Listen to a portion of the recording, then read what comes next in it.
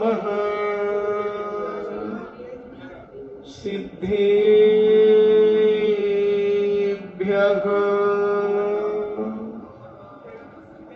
ओम नमः सिद्धेभ्यः ओम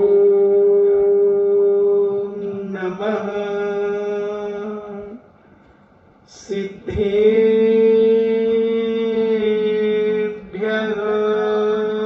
ओम नमः सिद्धेभ्यः ओम नमो अरिहन्ताणम्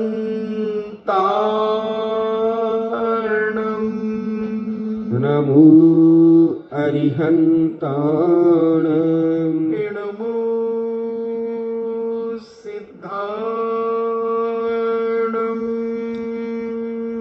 नमो सिद्धाणम् नमो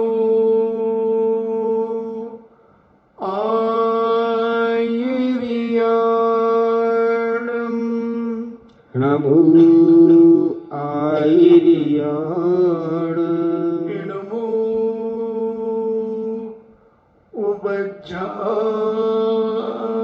उवज्झायाणम् नमो वज्झायाणम् नमो लोये सव्यसाभूणम् नमो लोये सव्यसाहूणम् पंच परमेष्टि भगवान की जय। अहिंसामयी वीतराग विश्व धर्म की जय। देवादिदेव 1008 श्री आदिनाथ भगवान की जय। देवादिदेव 1008 चिंतामणि घोर उपसर्ग विजेता श्री पार्श्वनाथ भगवान की जय। देवादिदेव 1008 चिंतामणि घोर उपसर्ग विजेता श्री पार्श्वनाथ भगवान की जय।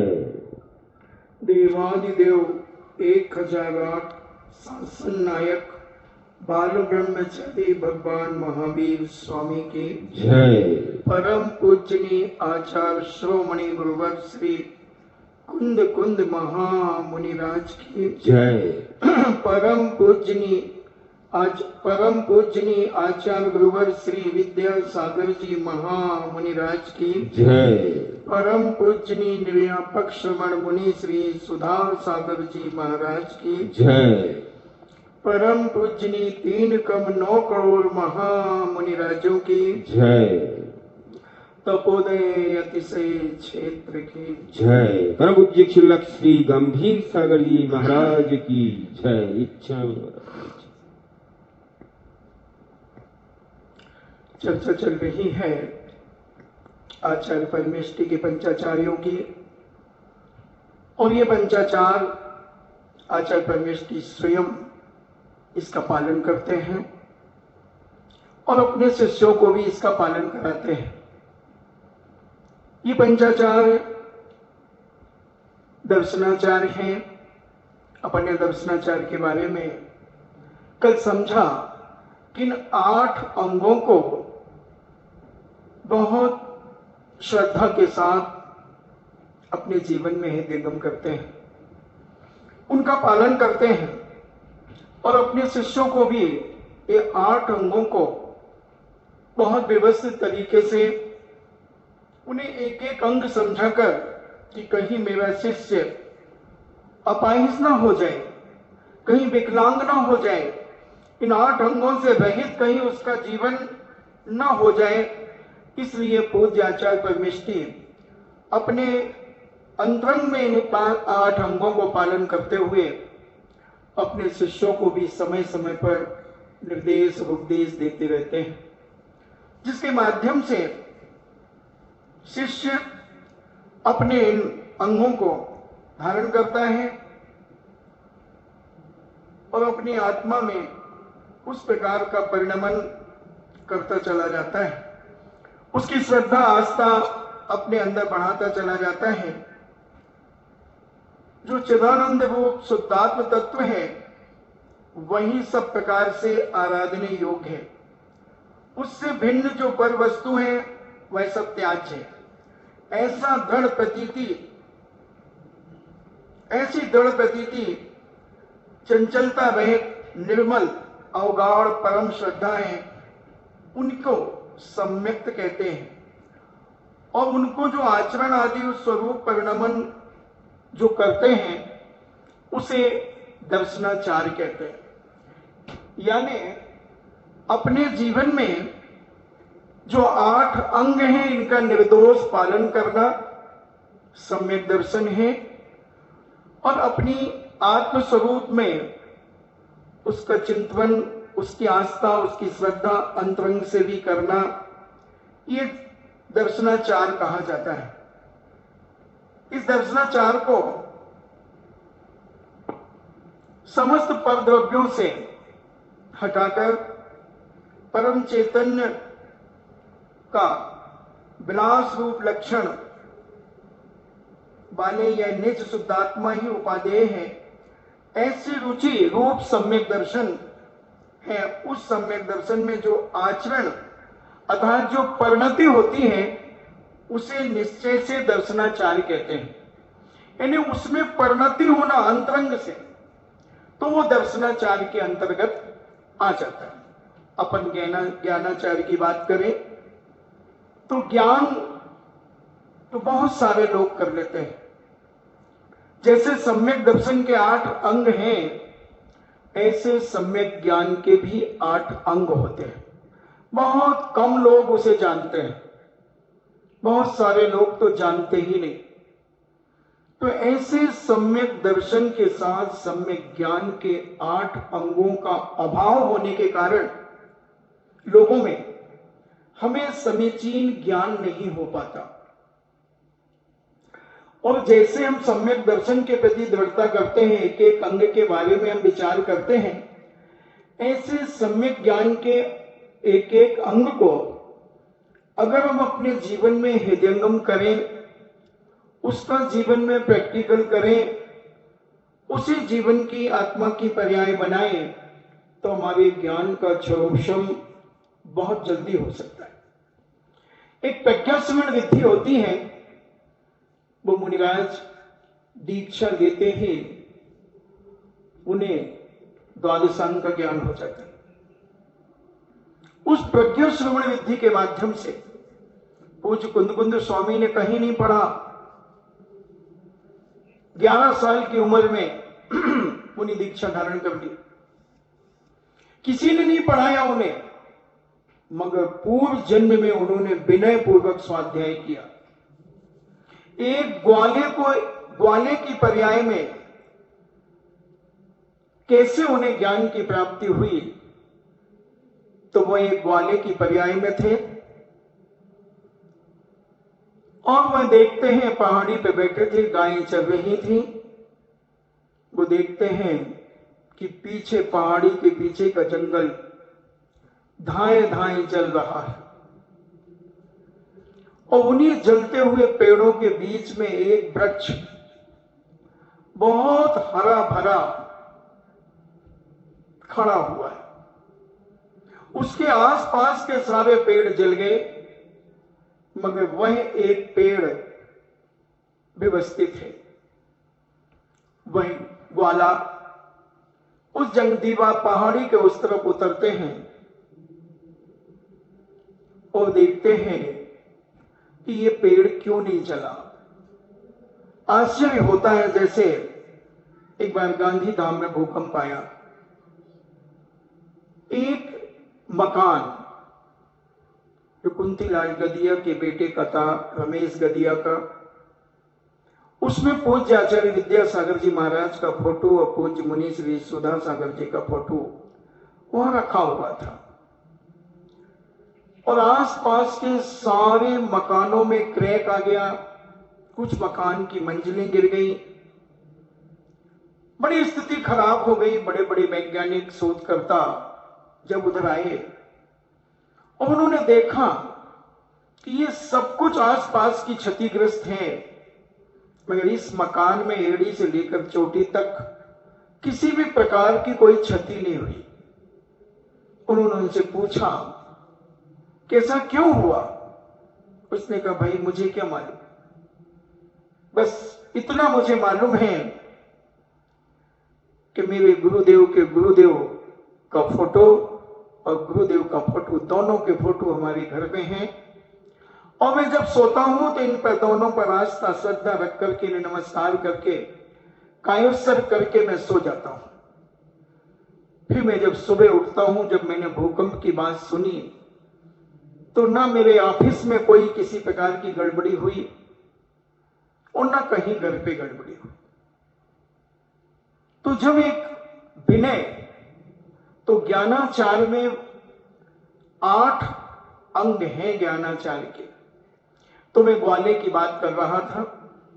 जब उस ग्वाले ने उस वृक्ष के अंदर देखा कि एक उसकी कोटर में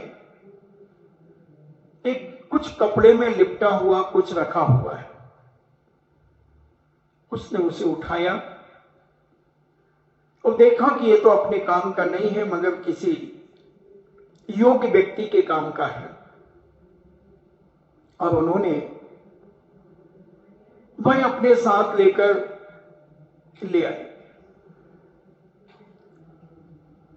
और एक मुनिराज जब कुछ दिनों के बाद उन्हें मिले तो उन्होंने उसे भेंट कर दिया। मुनिराज ने उस ग्रंथ का बड़ा विनय किया, 3 बार मस्तक पर लगाया,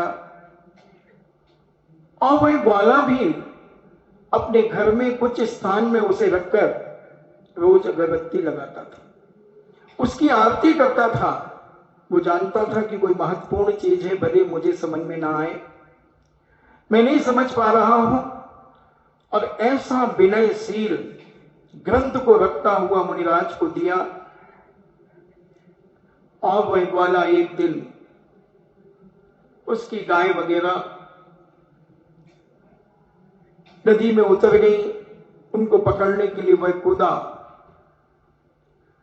किसी लकड़ी का या पत्थर की चोट लगने से वह मरण को प्राप्त हो गया। मरकर के वह ग्वाला कुंद कुंद स्वामी हुआ, जिन्होंने 11 साल की उम्र में 84 पाहुड़ लिखे।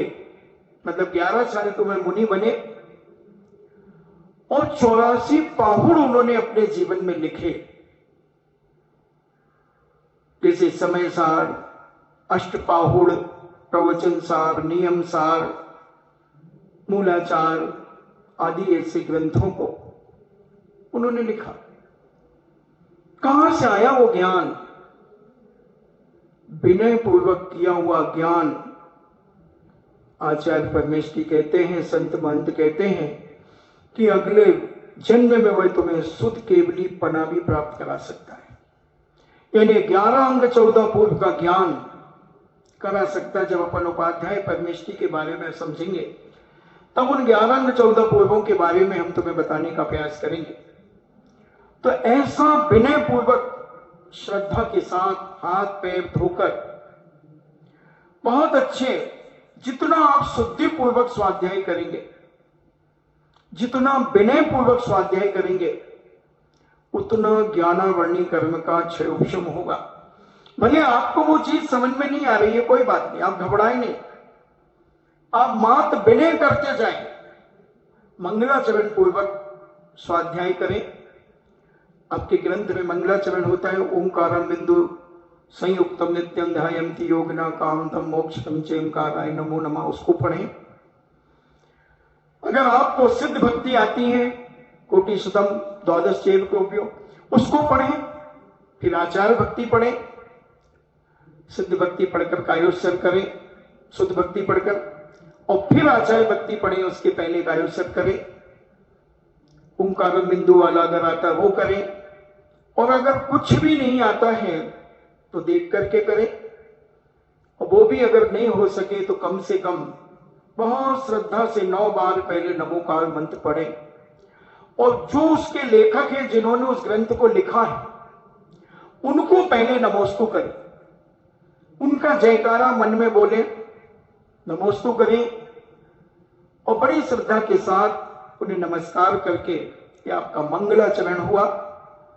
3 मंगलाचरण कहे, एक मध्य का मंगलाचरण आपको आधा घंटे पढ़ना है, तो 15 मिनट के बाद आप धीरे से द्वादशांग जिनवाणी माता की जय बोल लें, उन आचार्य को पुनः नमस्कार कर लें और अंत में पुनः जिनवाणी स्तुति करके उन आचार्य को नमोस्तु करके आप जयकारा करके कायस्थ कर लें। ये 3 मंगलाचरण बड़ी विनय के प्रतीक होते हैं और इस मंगलाचरण से आपके ज्ञान में विघ्न नहीं आता और उस विघ्न के नहीं आने से आप निर्दोष स्वाध्याय कर सकते हैं। मगर स्वाध्याय करने के लिए मंगलवार और शनिवार को ग्रंथ शुरू नहीं करना चाहिए। बुधवार, गुरुवार और शुक्रवार ऐसे 3 दिन स्वाध्याय शुरू करने के ग्रंथ है, फिर आप करते रहे। मगर जो बड़े ग्रंथ होते हैं उन ग्रंथों को अष्टमी, चतुर्दशी आदि में भी काल होता है, उसको अभी हम काल के समय बताएंगे। अभी तो विनय की चर्चा करें तो विनय पूर्वक जितने हाथ पैर अच्छे शुद्धि पूर्वक हाथ पैर धोकर मुंह का कुल्ला कर कर और विनय पूर्वक अपनी नाभि से ऊपर ग्रंथ को रखें और फिर आप स्वाध्याय करना शुरू करें। आपका ज्ञान बढ़ेगा, आपका क्षरोक्षम बढ़ेगा। आप जब उसे पढ़ेंगे तो आपको उसका कुछ ना कुछ अंश याद रहेगा, क्योंकि जब कोई भी चीज हम पढ़ते हैं तो हमें याद तो होगी और जितनी रुचि और श्रद्धा से हम उसे पढ़ेंगे उतनी हमें वो याद होगी। विनयशीलता, सबसे पहले विनय।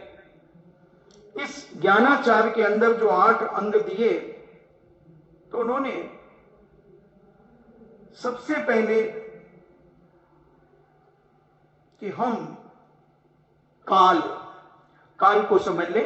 काल यानी समय, किस समय हमें स्वाध्याय करना। ये नहीं कि जब समय मिला जब कर लिया, उसका भी कम से कम सामयिक का संधि काल छोड़े। सामयिक का संधि काल छोड़े। दिग्दाय हो रहा है, मान लीजिए दिग्दाय यानी किसी दिशा में बहुत भयंकर ऐसी लालिमा दिख रही है, जैसे लग रहा होगा आग लग गई हो कहीं पर, तो स्वाध्याय न करें। अतिवृष्टि, बड़ा भीषण पानी चल रहा है, बरस रहा है, आंधी और तूफान चल रहे हैं, तो आप स्वाध्याय न करें, क्योंकि वो काल मंगल नहीं माना जाता। जो बड़े ग्रंथ हैं उनके लिए अष्टमी, चतुर्दशी, पूर्णमासी, अष्टामिका पर्व, दशलाक्षण पर्व, इनमें भी निषेध किया है। मगर धवलाकार जी ने 9वीं पुस्तक में निषेध किया है स्वाध्याय का।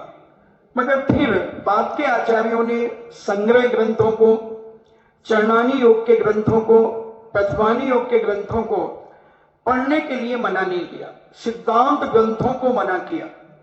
जैसे पूज्य जय धवल, छठखंड आगम, कसाय पाहुड़, ये मूल ग्रंथ माने जाते हैं, जिनका पूज्य मुनि श्री शुद्ध पंचमी के दिन बड़ा विस्तार से उसकी कथा का वाचन करेंगे कि वो ग्रंथ कैसे लिपिबद्ध हुए, कितनी परेशानियों के साथ लिपिबद्ध हुए, कैसे हुआ, उसका पूरा इतिहास धरसेन स्वामी ने कैसे 2 शिष्यों को बुलाया, उन्हें पढ़ाया, किस प्रकार से उन्होंने चातुर्मास के लिए उन्हें भेजा, फिर वो ग्रंथ कैसे लिखे गए, कैसे ताड़पत्रियों में सुरक्षित हुए, वो सारा का सारा वर्णन पूज्य मुनि श्री शुद्ध पंचमी महापर्व जो आता है उसमें उसकी व्याख्या करेंगे। तो काल को अपन समझें तो काल दोष नहीं होना चाहिए। तो सामयिक के काल में कम से कम 12 से 1 के बीच में स्वाध्याय न करें। अभी शाम को लगभग 6:30 से 7:30 न करें। जैसे जैसे दिन, क्योंकि संधि काल कैसे निकाला जाता है, सूर्य उदय से सुबह 24 मिनट पहले और सूर्य उदय के 24 मिनट बाद का समय वो संधि काल माना जाता है। जैसे मान के चले अभी 5:40 पे मान लो सूर्योदय होता है, तो उसके 24 मिनट पहले और 24 मिनट बाद का समय यानी 48 मिनट के पीरियड का संधि काल होता है। फिर दोपहर का संधि काल 6 घंटे 24 मिनट उसमें प्लस करते हैं सूर्योदय में, और 24 मिनट पहले और 24 मिनट बाद का मध्याह्न का संधि काल होता है। और शाम का संधि काल जो होता है सूर्य अस्त के 24 मिनट पहले और 24 मिनट बाद के बीच का जो समय वो संधि काल होता है। तो उस समय स्वाध्याय ना करें,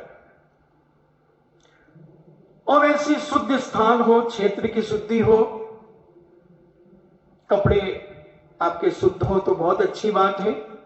अच्छे हाथ पैर धोकर कायस्वर पूर्वक उसका स्वाध्याय करें काल में, शुद्ध काल में, सामयिक का काल टाल दें। और इस प्रकार की स्थिति आदि होती है, कहीं किसी का मरण आदि हो गया है अड़ोस पड़ोस में, या कोई बीमार आदि है, ऐसे समय पर स्वाध्याय न करें।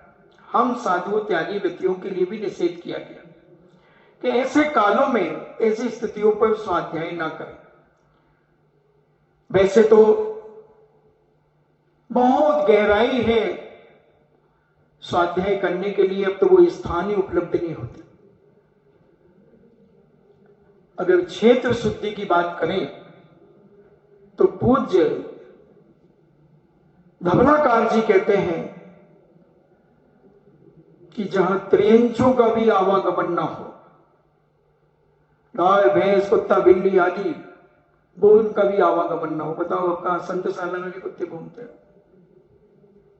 पूरे क्षेत्र में कुत्ते घूमते हैं। तो जो अशक्य है, जो नहीं हो सकता, उसके लिए हम मजबूर हैं।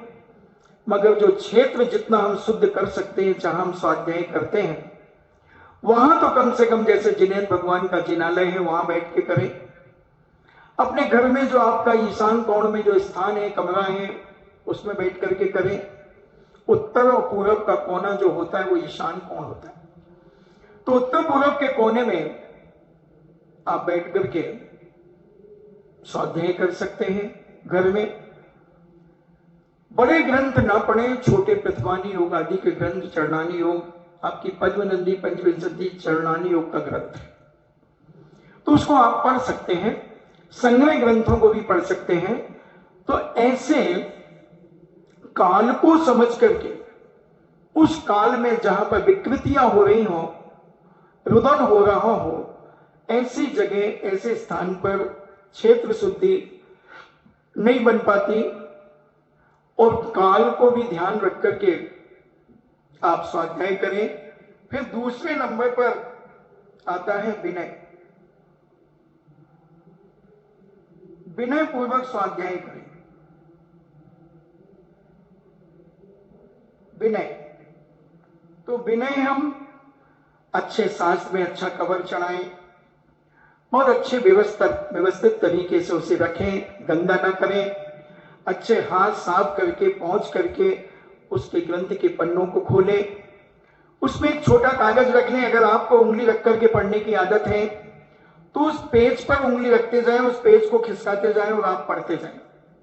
क्योंकि जब बार बार उंगली लगाएंगे तो उस ग्रंथ में आपके हाथ का पसीना, आपके हाथ का मैल आदि लगता चला जाएगा। 5-6 महीने में वो ग्रंथ बहुत गंदा सा हो जाएगा। उस ग्रंथ का विनय आप करें। और जब भी आप पढ़ें, अपने सिनाभी से ऊपर रख के पढ़ें, और कायोत्सर्ग पूर्वक पढ़ें, स्तुति पढ़ करके पढ़ें, यानी जो मंगलाचरण आदि करके मन वचन काय की एकाग्रता के साथ पढ़ें। सारे विकल्पों को छोड़ करके पढ़ें।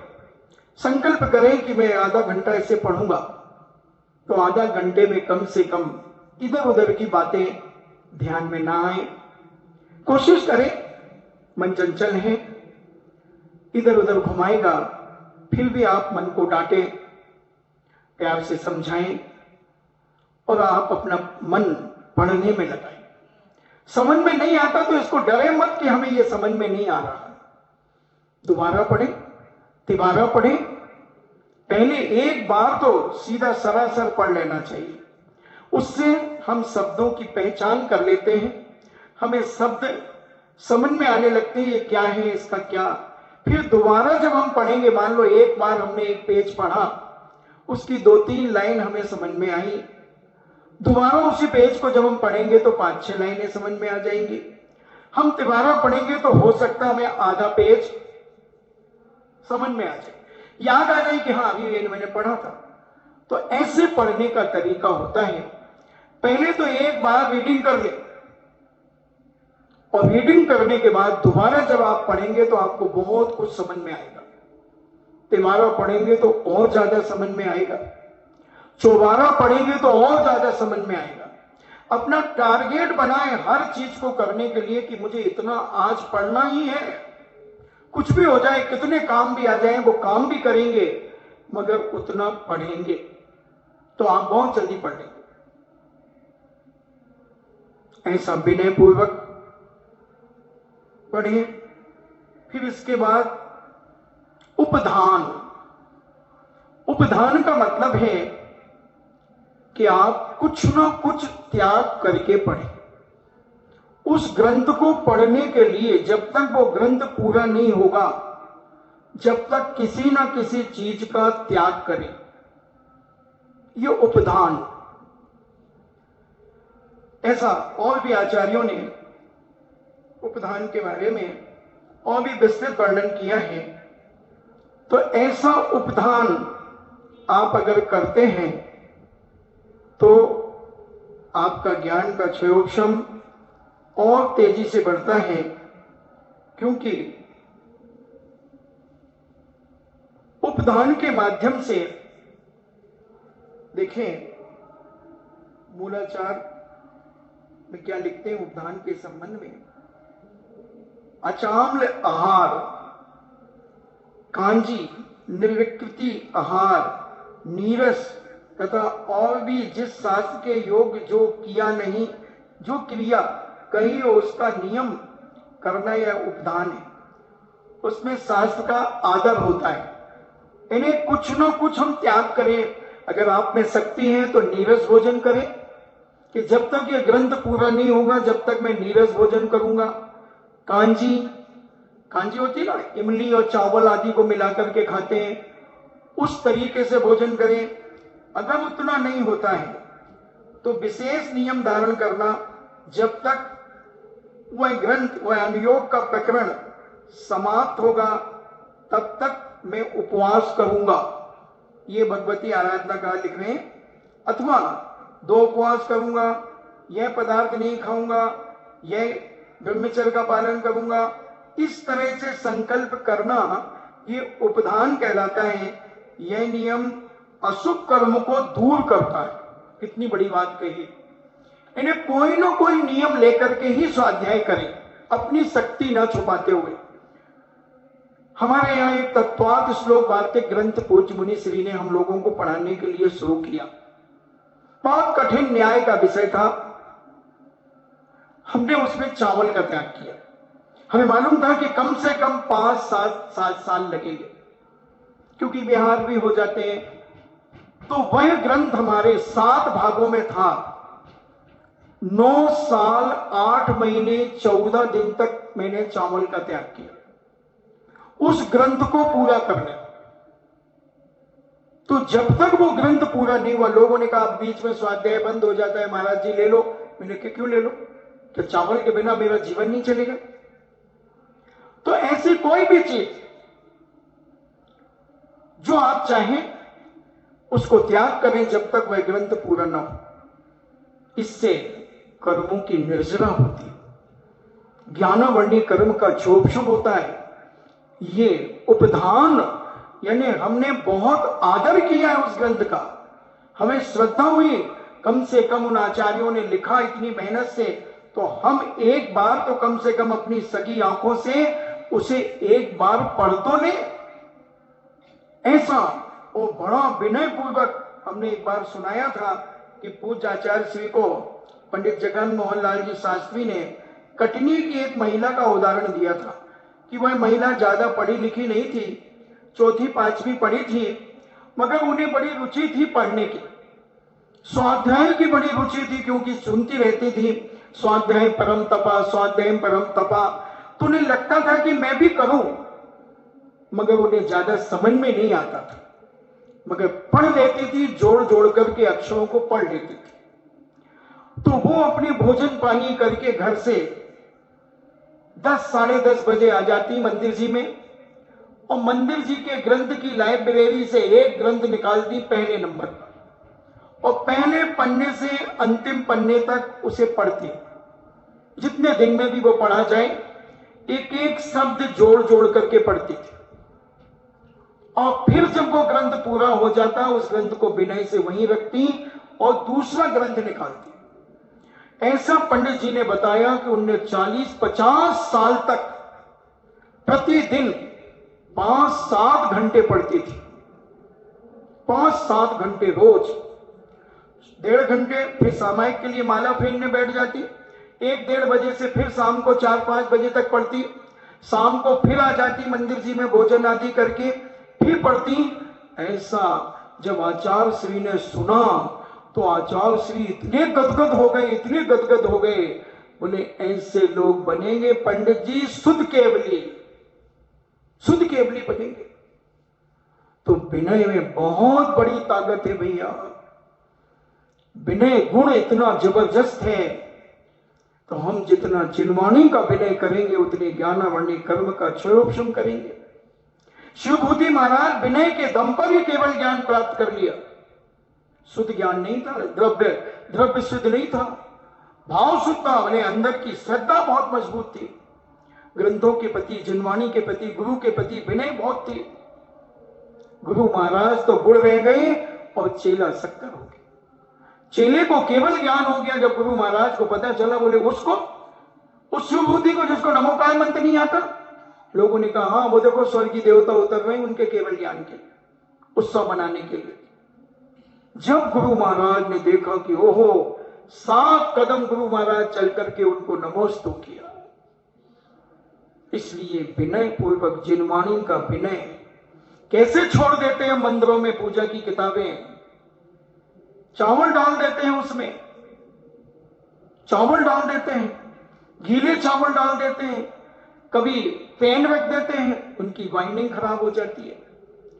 गीले चावल पड़ने से कीड़े पड़ जाते हैं, जिनवाणी को यहां से वहां फेंक देते हैं, ढंग से नहीं रखते, जहां से उठाते वहीं नहीं रखते, कहीं भी रख दी, कबूतर ने बीट कर दी उसके ऊपर, उठाएगा माली रख देगा, नहीं।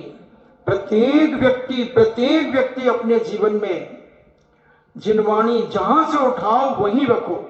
मंदिर की जो वस्तु जहां से उठाई है वहीं रखना चाहिए।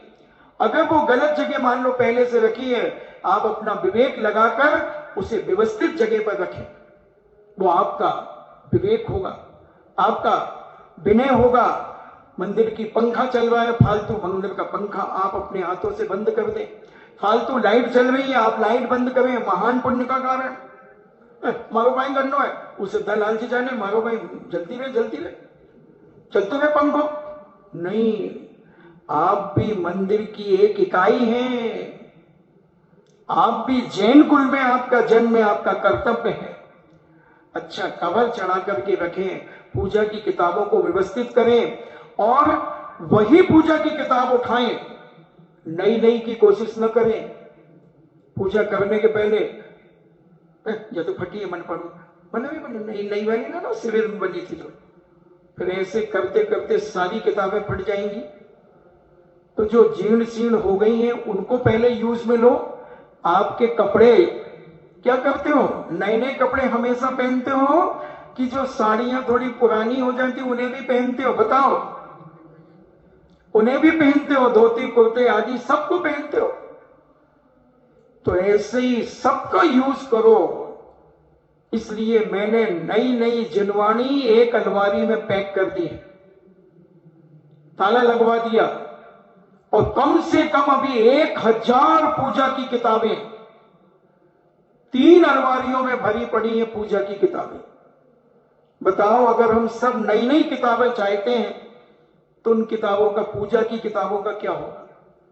लगेगी दीमक, पढ़ेंगे जीव, फटी पड़ी रहेंगी, अभिनय होगा। इसलिए इतनी किताबें, पहले उन्हीं किताबों का प्रयोग करो हर मंदिर में। अच्छी किताब हर व्यक्ति चाहता है, अच्छी साड़ी हर व्यक्ति पहनना चाहता है, मगर जो घर चला के जानता है, जब वो घर से बाहर निकलता है, जब अच्छी साड़ी पहनता है, वो घर में सच बोल, कैसी साड़ी पहनते हो? सामान्य, ठीक है। तो ऐसे ही अपन जो पुरानी जिनवाणी पहले से चल रही है उनको पूरा करें। जब बिल्कुल वो असहाय हो जाए तब उनकी व्यवस्था करें, बाकी नई जिनवाणी बाद में निकाली जाए, नहीं तो आपको बहुत ज्ञानावर्णीकरण का बंद होगा। कल भी लोग पूजा करेंगे तो जो पुरानी जिन पूजा है जो शिविर में चली थी, उसमें शायद 220 पेज पर आचार्य ज्ञान सागर जी महाराज की पूजा है, वो आप वहां से निकालें, यहां भी रखी हुई है। नई जिनवाणी तो कोशिश करें कि उनको अच्छे से रखें, व्यवस्थित। जब तक पहले की जिनवाणी पूर्ण रूप से, जब तक वो काम में जब तक आती रहे, जब तक उसको यूज करें, काम में लेते रहे। ये भी बहुत बड़ा विनय है ज्ञानावर्णीकरण का, क्षयोक्षम करने के लिए ज्ञानाचार है। ज्ञानाचार है ज्ञान का आचार, कैसे ज्ञान की आचरण करना। तो ये हमें विनय पूर्वक उस जिनवाणी को, शास्त्रों को व्यवस्थित करके रखना। अभी 8-10 दिन लग गए मुझे, 3-3, 4-4 घंटे प्रतिदिन 2-3 बच्चों ने और हमने मिलकर के सारी अलमारियों को व्यवस्थित किया। अगर आप उनको पुनः बिगाड़ देंगे, हमने उनमें पोस्टर भी लगवा दिए हैं कि जहां से जो ग्रंथ उठाएं उसको वहीं विराजमान करें। स्वाध्याय की 2 अलमारियां अलग से बनाई गई, पूजा की अलमारियां अलग से बनाई गई, सब व्यवस्थित कर दी गई। प्रवचनों की पुस्तकें अलग रख दी गई। आपको जो पढ़ना हो वो पढ़ो, मगर जहां से जो उठाओ वहीं रख दो। ये आपका विनय है। विनय, प्रत्येक माताएं बहनें यहां पूजन करती, वहीं छोड़ के चली जाती है, चौकी वहीं छोड़ के चली जाती, कबूतर उनके ऊपर बीट कर देते हैं। अपनी चौकी स्वयं उठाएं, स्वयं लगाएं और वहां रखें। जहां भी आप पूजन करते हैं व्यवस्थित करके रखें। जैसे आप अपने घर को साफ सुथरा रखते हैं, बच्चे कपड़े खोल करके फेंक देते हैं, तुम उठा के रखती हो कि कोई नौकर आता है उठाने के लिए? अपने बच्चों के कपड़े आप स्वयं उठा करके रखते हैं कि कोई दूसरा आता है? तो उसी प्रकार आपका ग्रंथ है, आपकी जिनवाणी है, पूजा की किताब है, आप अपने हाथों से जहां से उठाएं वहीं रखें। आपके सामने जब टेबलों पर और पूजा की किताबें रखी हो तो आप उनको नमोस्तु करके और पुनः स्थान पर रख दें। ये पुण्य है, ये विनय है। तो ऐसे ज्ञानावर्णी, ज्ञानाचार का विनय पूज्य जैनाचार्य कहते हैं कि मन से, वचन से, काय से विनय करें। स्वाध्याय का, जिनवाणी का, ग्रंथ का विनय पूर्वक उस शास्त्र को रखें, उठाएं, देख करके। और कैसे बंद कर देते, कई बार पूजा की किताबों में, शास्त्रों में मक्खी और मच्छर निकलते हैं। वो कहां से आ गए मक्खी और मच्छर? आपकी होशियारी से, आपकी लापरवाही से। क्योंकि आपकी सहेली जा रही थी और आप पूजा कर रहे थे, अंतिम अर्घ था और एक मक्खी बैठी थी और तुमने फट से बंद कर दी और उसको कहा भी चल रहे हैं, देखा ही नहीं। कायदे से आपको एक साफ कपड़ा अपने हाथों में रखना चाहिए, जो इसमें मुलायम धागे निकलते हो, ऐसे रुमाल बनते हैं, शुद्ध रुमाल हो, उसको आप अपनी पेटी में या अपने डिब्बी में रख करके लाएं। और जब आप जिनवाणी को उठाएं उसे साफ करें और फिर जिस पन्ने को आप खोल करके बंद करें उसको साफ करके और फिर बहुत सावधानी से बंद करें। आधी तो किताबें बंद करने से फटती हैं, आप जल्दी जल्दी बंद करते हैं फटाफट, जैसे छोटे बच्चे अपनी स्कूल की किताबें करते हैं तो उनकी महीने भर में उनकी किताब खराब हो जाती है। ऐसे तुम्हारी पूजा की किताबें 2-2, 3-3 महीने में उनकी दशा ऐसी हो जाती, उसमें चंदन हल्दी लग जाती है, गीली हो जाती, पानी पड़ जाता है। ये कितनी बड़ी लापरवाही। फट जाती है, चूहे कतर देते हैं। ये सारा अज्ञानता तुम्हारे कारण होती है। अगर इसको व्यवस्थित तरीके से हम 2-4 दिन में अलमारियों को व्यवस्थित करते रहें, जमाते रहें, तो हमारे ग्रंथ का विनय होगा। और आप ग्रंथ का विनय करेंगे तो आपके ज्ञानावंडी कर्म का क्षोभजम होगा और ज्ञानाचार आपके अंदर, ज्ञान का आचरण कैसे किया जाता है वो आपके अंदर आएगा। तो ऐसा विनय, ज्ञान का विनय करें। काल हमने बता दिया और उपधान बताया कि कोई ना कोई वस्तु त्याग करके ही स्वाध्याय करें। कोई ना कोई जो आपको त्याग करना हो, वैसे तो अच्छी से अच्छी चीज त्याग करें जो आपकी प्रिय हो। प्रदीप गोदा अभी स्वाध्याय करता है तो उसका चावल बहुत प्रिय है। वो कहता मैं 1-1.5 रोटी खाता हूं मगर चावल ज्यादा खाता हूं, तो उसने भी चावल त्याग करके स्वाध्याय कर रहा है। तो आदमी को कुछ ना कुछ, बेसन कर दो, चावल कर दो, मीठा कर दो, जो करना है आपको कर दो, मगर जब तक वो ग्रंथ पूरा ना हो, ये बहुमान है। फिर उसके बाद उपधान है बहुमान। बहुत गर्व होना चाहिए स्वाध्याय करते समय, अपने आप को गर्व होना चाहिए कि देखो मैं कितना पुण्यशाली हूं कि जिनेंद्र के कुल में मैंने जन्म लिया। और जिनेंद्र के कुल में जन्म लेकर भले मुझे साक्षात भगवान महावीर स्वामी नहीं मिले, आदिनाथ स्वामी नहीं मिले, साक्षात मुझे केवली सुत केवली नहीं मिले, मने परे ज्ञानी अवधि ज्ञानी मुनिराज नहीं मिले, मगर उनके द्वारा लिपिबद्ध ग्रंथ तो मुझे मिले। मैं कितना पुण्यशाली हूं, धन्य भगवान। और उस ग्रंथ को बार बार नमोस्तु करो, बार बार उसका इज्जत करो, आदर करो, बहुमान करो, उत्साह बनाओ अपने जीवन में पढ़ने का। मन नहीं लग रहा, क्यों नहीं लग रहा? थोड़ा मन को डांटो। क्यों आचार्यों ने कितनी मेहनत से इस ग्रंथ को लिखा और हम उनकी वाणी को नहीं पढ़ पा रहे हैं। धिक्कार, अपने आप को धिक्कारो। कैसे भी करके हाथ पैर धो करके फिर से पढ़ने बैठो, बहुत श्रद्धा के साथ बैठो, बहुमान गर्व के साथ, सम्मान के साथ स्वाध्याय करो तो बहुमान होगा। और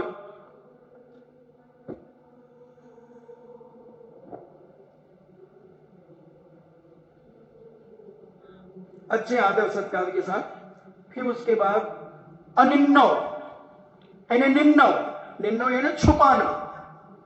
तो आप कौन सा ग्रंथ पढ़ रहे हैं? कई लोग कहते हाँ स्वाध्याय अभी कम ही हो रहा है, अभी कर नहीं रहे ऐसे कुछ वैसे, और पढ़ देंगे। क्यों छुपा रहे हो? आपको कोई तुम्हारा ज्ञान छीन रहा है क्या? क्या हो रहा है? तो गुरु किससे पढ़ा? गुरु का नाम कौन सा ग्रंथ है? ग्रंथ का नाम नहीं छुपाना। खूब गर्व के साथ कहो मैं ये ग्रंथ का स्वाध्याय कर रहा हूं।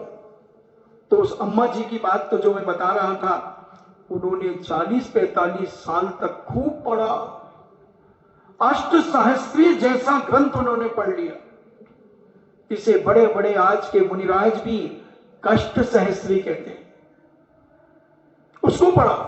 तो अपन भी निन्नो ना करें, छुपाए नहीं, प्रमाद ना करें, आलस ना करें, और अपने समय पर फिक्स करें कि इतने बजे मुझे उसे पढ़ना है। तो ऐसा निन्नो ना करें, ग्रंथ को छुपाना नहीं। कौन सा ग्रंथ पढ़ रहे हैं उसका गर्व से कहो कि मैं ये वाला ग्रंथ पढ़ रहा हूं, अभी शुरू किया है और आप भी पढ़ें। उसके आचार्य, उसके रचयिता ये हैं, मुझे समझ में नहीं आता तो मैं पढ़ता जाता हूं, फिर गुरु महाराज के पास जाकर उनके प्रश्नों को पूछ लेता हूं, उनसे समझ लेता हूं। ऐसा करके निन्नो न करना, अर्थ, उसका सही अर्थ निकालना। जो सही अर्थ लिखा है उस अर्थ को निकालना। नहीं समझ में आता, त्यागी व्यक्ति साधु संतों से पूछ लो। फिर व्यंजन उसमें अशुद्ध ना पढ़े, शुद्धि के साथ पढ़े, उच्चारण सही करें। ऐसा अर्थ व्यंजन तदुभय संपन्न ने अर्थ व्यंजन दोनों मिलाकर के पढ़े। ऐसा अध्ययन जब हम करते हैं तो हमारा ज्ञान नियम से बढ़ता है। और आचार्य महाराज ऐसे ही, हमारे आचार्य जी को देखना, कभी हाथ घुटने के ऊपर नहीं होगा, होगा तो ऐसा सीधा रखेंगे। अब जितने भी फोटो देख लो, ऐसा हाथ रहेगा घुटने के ऊपर। हाथ, क्योंकि हाथ कहां कहां नहीं लगाना, स्वाध्याय करते समय बाजू में नहीं लगाना, सामने नहीं लगाना, घुटनों में नहीं लगाना, क्योंकि जहां जहां फोल्डिंग होती है शरीर की, वहां असंख्यात जीव होते हैं, वहां पसीना आता है, तो उन जगह हाथ नहीं लगाना। तो ऐसे सीधा हाथ करके, नियम तो ये है कि जब आप ज्ञान प्राप्त करें तो ऐसे मुद्रा बना करके बैठे। अगर किसी से पढ़ रहे हैं तो हाथ नीचे, घुटने के ऊपर सीधे हाथ हो, ये ज्ञान मुद्रा कहलाती है। इस ज्ञान मुद्रा और सीधे बैठे स्टेट, तो ज्ञान का विनय होता है और ऐसा ज्ञान प्राप्त होता है। आज स्कूलों की परंपराएं गंदी हो गई, जूते मोजे पहन करके पढ़ाते हैं, जूते मोजे पहन करके पढ़ाते हैं। क्या बहुमान है उनका ग्रंथ का, क्या उनकी विद्या आएगी? और क्या कहें, अब तो बड़े बड़े समय सार ग्रंथराज जैसे पढ़ने वाले लोग गद्दियों के ऊपर बैठ करके स्वाध्याय करते हैं। अब वो गद्दी की खोल कितने दिन में धुलती है? कब धुली थी? मोजे पहन करके स्वाध्याय कराते हैं बड़े बड़े विद्वान पंडित, कोट पहन करके स्वाध्याय करते हो कराते हैं, मफलर पहन करके स्वाध्याय करते हो कराते हैं, शॉल और अलवान ओढ़ करके, लोई ओढ़ करके स्वाध्याय कराते हैं। बोलो ये कौन से कब धुले थे? ठंडों में जो समय सार का स्वाध्याय करते हैं। अभी समय देखना आता नहीं और समय सार पढ़ते हैं। कहते समय सार असली मलाई है। मलाई तो है, पहले दूध तो पचाना सीख ले, फिर मलाई खा लेना। खाने में मलाई बहुत अच्छी लगती है, खा के देखना एक एक कटोरी, बहुत अच्छी लगती है। मगर फिर थोड़ी देर बाद देखना गुड़ गुड़ गुड़ गुड़ गुड़, तो पेट कहीं हो गया भाई, जो ढोलक से बच रही है कहीं हो गया, कहीं खाया तो मलाई खाई मम्मी, मलाई दुष्ट, पूरी खा गयो की। मैं सुबह ही निकाली थी कि मैं शाम को घी निकालूंगा, तू खा गयो। पागल कहीं का, कहीं हो रहे हो, पता नहीं पेट बहुत कड़ा कड़ा हो रहा, गुड़ गुड़ गुड़ गुड़ गुड़ भी हो रहा। तो जब पोटी चला था तो खाई क्यों मलाई? जब पोटी जाना था तो दूध ही पी लेता। तो समय सार क्यों पढ़ा तूने? तुझे तो पच ही नहीं रहा है और इतना अभिनय के साथ पढ़ रहा है। जूते पहन करके आया मंदिर और मोजे उतारे नहीं, हाथ धोए नहीं, कुल्ला किया नहीं, और कोट सूट क्या क्या अलवान मलवान डाल करके और गद्दी में बैठ गए और समय सार जी पढ़ाने लगे और पढ़ने लगे। कुछ नहीं बंधु, अभी पुण्य का उदय, इतना लो। पुण्य के उदय में हर आदमी इतराता है, और जब ये फूटेगा पाप तब कोई नहीं संभाल पाएगा। तो ऐसा बहुत विनय पूर्वक, श्रद्धा पूर्वक और बहुमान के साथ, उपधान के साथ, काल देख करके निन्नो ना करें। ऐसे जो 8 अंग हैं, इन पे तो एक एक 2-2 दिन एक एक अंग पे प्रवचन हो सकता है, मगर फिर भी विनय आदि पर पहले प्रवचन हो चुके हैं। तो हम सोचते हैं अब ठीक है, और आप तो वैसे ही समझदार विद्वान लोग हैं, तो आप तो सब जानते हैं। तो ऐसा ये ज्ञानाचार आप अपने जीवन में धारण करें, इसकी पहचान करें, स्वाध्याय का काल देख करके स्वाध्याय करें, मन वचन काय से शास्त्र का विनय यत्न से करें, पूजा सत्कार आदि से उसका पाठ करें, इन्हें बड़ी श्रद्धा के साथ।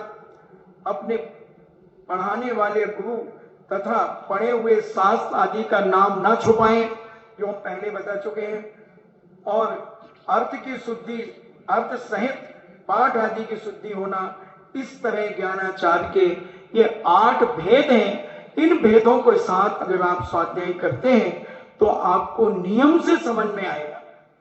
एक बार नहीं आएगा, 2 बार आएगा, 2 बार में नहीं आएगा, 3 बार में आएगा। हमारे ज्ञान सागर जी महाराज, जिनका कल अपन समाधि दिवस मना रहे हैं, उन्होंने सर्वार सिद्धि ग्रंथराज को 108 बार पढ़ा। 108 बार तत्वार सूत्र के ऊपर पूछपाछ स्वामी की टीका, यानी उन सूत्रों का विस्तार।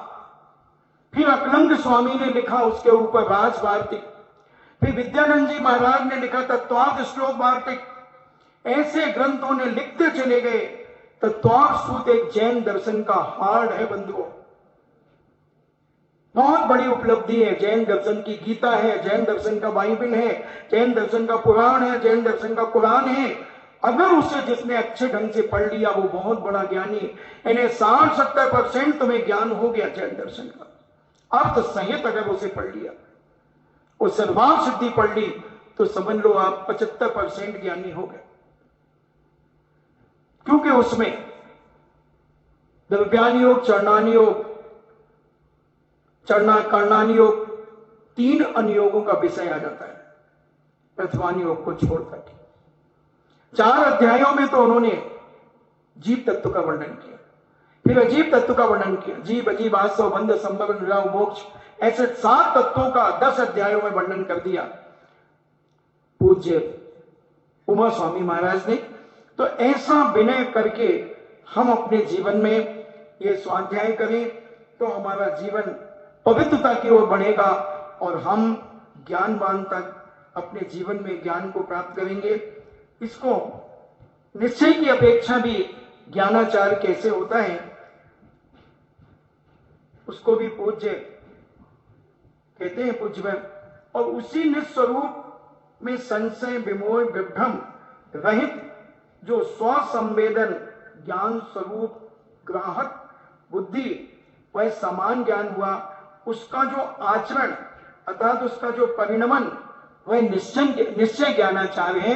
इन्हें जो हम पढ़ते हैं उसको पढ़कर के अपनी आत्मा में उसे ग्रहण करने का प्रयास करें, ऐसा भाव करके उसे समझने का प्रयास करें। उसी शुद्धात्मा की उपाधि रहित स्वसंवेदन रूप भेद ज्ञान द्वारा मिथ्यात राग आदि प्रभावों से भिन्न जानना सम्यक ज्ञान है। उस सम्यक ज्ञान में आचरण अर्थात परिणमन करना वह निश्चय ज्ञानाचार है। ऐसा विचार अपने जीवन में करना कि हे भगवान मुझे कम से कम व्यवहार से तो ज्ञान पहले प्राप्त कर लो, फिर निश्चय से ज्ञान तुम्हें धीरे धीरे समझ में आएगा। तो ऐसा दर्शनाचार और ज्ञानाचार को अपन ने समझा। ये 8 अंगों का विनय बहुत जरूरी है ज्ञान प्राप्त करने के लिए। शुद्धि का बहुत ध्यान रखना चाहिए। जब शुद्धि होगी तो विशुद्धि होगी और विशुद्धि होगी तो सिद्धि तुम्हारे चरण चूम लेगी। हम पढ़ तो लेते हैं, हम कई लोग ग्रंथ को फाइल बना करके चलते हैं। आपने देखा समय सार जैसा ग्रंथ शादी विवाह में पड़ जाता है, उसी में मोजे रखे हैं, उसी में तेल कंगा रखा है और उसी में मिला हुआ समय सार, उसी अटैची में, उसी में अंडरवियर है, उसी में बनियान है, उसी में समय सार ग्रंथ बैग में मिला, वो लेकर के चले आ रहे हैं पंडित जी साहब। और देखो आप ग्रंथ को समय सार को यूं लेके चलते हैं कई लोग इधर बाजू में दबा करके चलते हैं। कोई स्कूल की कॉलेज और फाइल नहीं है ये स्कूल की। इसको बहुत श्रद्धा के साथ विनय के साथ लाना चाहिए और जितना विनय करोगे उतना ज्ञान बढ़ेगा, उतना ज्ञान बढ़ेगा। तो ज्ञानाचार के अंग काल विनय, काल का किस समय पढ़ना किस समय नहीं पढ़ना, जब समय मिला जब पढ़ लिया नहीं। संधि काल तो छोड़ना ही है, संधि कालों को छोड़ना है। तीनों संधि काले जो हमने बता दिया, सूर्योदय के 24 मिनट पहले और 24 मिनट बाद का समय संधि काल, मध्याह्न का 6 घंटे 24 मिनट सूर्योदय में सुबह के मिला ले, फिर 24 मिनट पहले और 24 मिनट बाद ये मध्याह्न का संधि काल, और शाम का संधि काल 24 मिनट पहले अस्त के और 24 मिनट बाद अस्त के। ऐसे ही 48 मिनट के बीच का समय ये संधि काल है। इन 3 संधि कालों में आप स्वाध्याय न करें। मुनिराजों को भी निषेध किया, इनके कारण बताए। अष्टमी चतुर्दशी को तो बड़े ग्रंथों का निषेध है, वो उसका आपका उतना महत्व नहीं है, फिर भी दिग्दाय आदि जो मैंने बताए, इन सारी चीजों को अपन समझें। हम कहते महाराज जी हमें समझ में नहीं आता, हमें कुछ पढ़ने नहीं पड़ता, हम पढ़ तो लेते हैं। तो तुम पढ़ तो लेते हो, पढ़ डालते हो, पढ़ करके डाल देते हो। कहां रख देते हो ग्रंथ को, कहां छोड़ देते हो? कहीं भी छोड़ देते हो, कैसी भी शुद्धि अशुद्धि में पढ़ लेते हैं। नहीं, शुद्धि और विनय, काल की शुद्धि, विनय की शुद्धि, बहुमान उपधान आदि करके जब तुम पढ़ोगे तो तुम्हें जरूर ज्ञान बढ़ेगा बढ़ेगा बढ़ेगा। ऐसा कौन व्यक्ति है जो पेट से सीख करके आता है? सब यही पढ़ते हैं, कोई बिरले होंगे कुंद कुंद स्वामी जैसे, मगर अपन भी कम नहीं है। अपने आप को छोटा मत समझो और अपने आप को बहुत बड़ा मानो कि हम भी सब कुछ कर सकते हैं। हिम्मत मत हारो, जिस चीज को हम सोच लें उसको करके रहेंगे। एक चींटी को ध्यान रखो, एक चींटी दीवार पर चढ़ती है, गिरती है, फिर चढ़ती, फिर गिरती, फिर चढ़ती, फिर गिरती, और आखिर ऊपर पहुंच जाती। बहुत सारे बड़े बड़े वैज्ञानिक खूब गिरे हैं, बहुत गिरे हैं। आपके इब्राहिम लिंकन 21 बार परास्त हुए हैं, मगर अंत में राष्ट्रपति बने। इतिहास पढ़ो ऐसे महापुरुषों का कि कैसे कैसे जीवन में संकट आने के बाद भी उन्होंने पढ़ना नहीं छोड़ा। उस पद पर पहुंचने के लिए उन्होंने पूरी ताकत लगा दी और पा दिया। के नारायण कहां पढ़े थे? एक छोटे से सड़े से गांव में राष्ट्रपति बने। उपेक्षित हो जाते थे, उपेक्षित 16 किलोमीटर दूर से आते थे पढ़ने के लिए, पैदल, और 16 किलोमीटर जाते थे बंधुओं। हमारे पास तो कार है, हमारे पास तो स्कूटी है, हमारे पास तो मोटरसाइकिल है, हमें कहां जाना है? एक लगन। गणेश प्रसाद वर्णी का जीवन पढ़ो, मेरी जीवन का था, बहुत रुचि आ जाएगी पढ़ने में। जन्म से जैन नहीं थे, असाटी थे, मगर हनुमान जी का जीवन चरित्र जब उन्होंने सुना तो जाके पिताजी से कहा कि पिताजी, हनुमान जी अपने यहां तो बंदर का रूप बताया और जैन समाज के यहां इतना सुंदर बताया। उन्होंने कहा बेटा सत्य तो वही है। बस वो रोज बैठने लगे वहां मड़ावरा के उधर मंदिर के बाहर चबूतरे पे स्वाध्याय होता था, सुनने लगे। और जब जैन दर्शन पे रुचि बनी तो एक मां चिरौंजा बाई थी, उन्होंने उसे गोद ले लिया और पढ़ाया, बनारस भेजा पढ़ने के लिए। उनका जीवन गाथा जरूर पढ़ना चाहिए। जो अपने आप में घबरा जाते हैं, जिनका विल पावर कमजोर हो जाता है, उन व्यक्तियों को जिन्हें वो गणेश प्रसाद वर्णी की जीवन चरित्र को जरूर पढ़ना चाहिए। मेरी जीवन गाथा के नाम से पुस्तक है, आपकी लाइब्रेरी में तो शायद नहीं है, सांगानेरी में प्राप्त हो जाएगी, या दिल्ली के लाल किले से, लाल मंदिर से प्राप्त हो जाएगी। वहां से आप कहीं से भी मंगाएं, उसको पढ़ें। अब देखें कितने संकटों में पैदल चलते थे, बाटी बनाई, कुछ नहीं मिला। ये पत्ते होते हैं अभी जो इस मौसम में छोले के पत्ते जैसे पत्ते धोने बनते हैं, वो पत्ते से हमने आटा, एक पत्थर के ऊपर आटा गूंथ लिया और उसको लोई बना करके उसमें दाल डाल दी और एक बटलोई में उसमें डाल दी। दोनों उबल गए, खाने के लिए तैयार हुए, मलेरिया बुखार आ गया, वहीं सो गए, चद्दर ओढ़ करके कुत्ते खा गए बाटियां। पढ़ो तो उनके जीवन गाथा, मगर हिम्मत नहीं हारे। छाता बेच दिया, चोरी हो गई उनके पास, छाता बचा, छाता बेच दिया 6 आने में। कैसे जीवन चलाए? ज्ञान सागर जी महाराज का कल मुनि श्री बताएंगे कैसे पढ़ा ज्ञान सागर जी महाराज ने। 4 पैसे रोज कमाते थे, 4 पैसे गमछा बेचते थे गंगा के किनारे, भूरा मलची। 1 पैसे का दूध खरीदते थे, 1 पैसे का घास लेट तेल खरीदते थे, 1 पैसे की शक्कर खरीदते थे और 1 पैसा बचाते थे। 1 पैसा नियम था कि 4 पैसे से ज्यादा नहीं कमाना। उनका ज्ञान का सागर पुस्तक है, जैसे सुधा का सागर, विद्याधर से विद्यासागर, उसको पढ़ो। कैसी मेहनत की जब इतने बड़े विद्वान बने हो, क्या चोटी के विद्वान बने। उनका साहित्य पढ़ने के लिए बड़े बड़े लोग लोहे के चने चबाते हैं।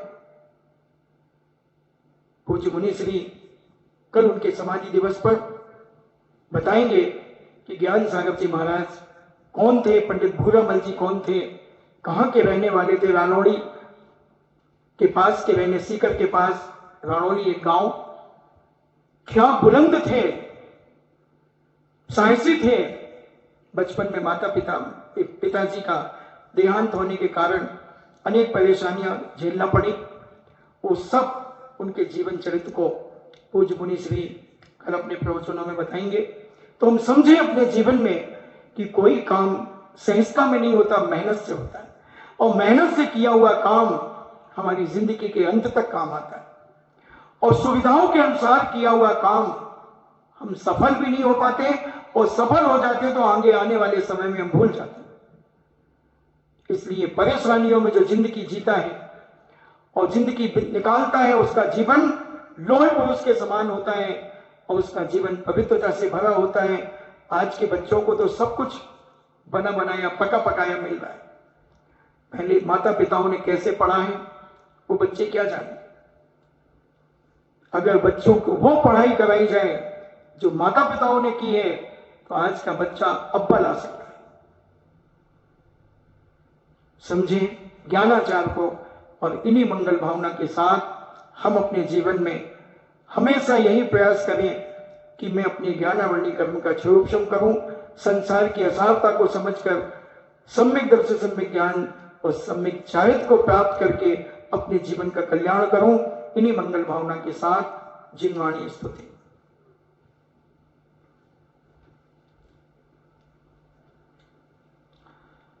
जिनवाणी के ज्ञान से सूझे लोकालोक, सो वाणी मस्तक धरो सदा देत हूँ दो। हे जिनवाणी भारती तोह जपो दिन रैन, जो तेरो शरणा गए सो पावे सुख चैन। देव भजो अरिहंत को गुरु सेवा निर्ग्रंथ, दया धर्म पालो सदा यही मोक्ष का पंथ। 9 बार नमो का।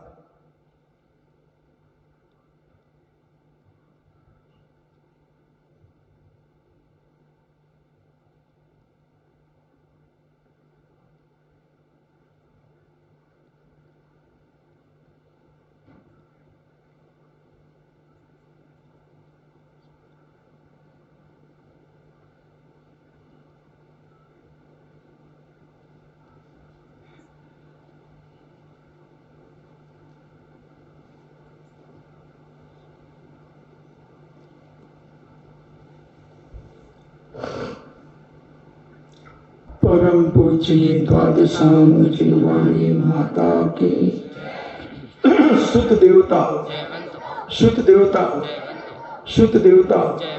जैनम जेतु शासनम, जैनम जेतु शासनम, जैनम जेतु शासनम।